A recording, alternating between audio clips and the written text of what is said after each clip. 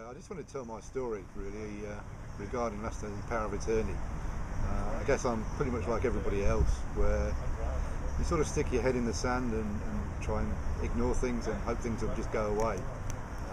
And that was fine up until the point my mother was ill in hospital, and then the doctors came along and told me that she was incompetent and that she wouldn't be able to sign a lasting power of attorney.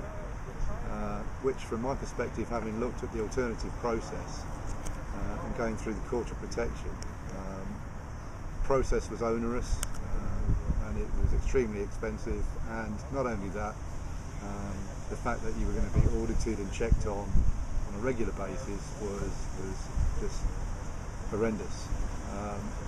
Fortunately for me,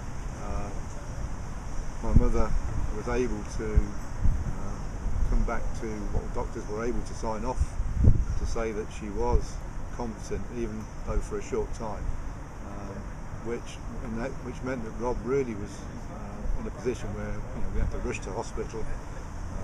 Rob sat at the side of her bed and really did a great job in getting Mum through the process, explaining things in a clear and effective manner, and Mum was extremely happy with what he'd done.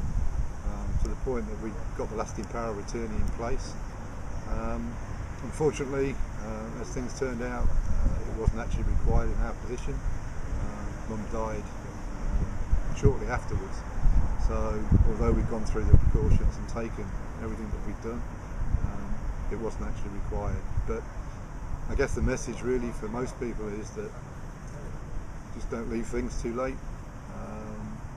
It could have gone the other way. We could have been under the court of protection rules, and it might have been a completely different story. So if I were you, I'd just do it now and don't put it off. Don't stick your head in the sand.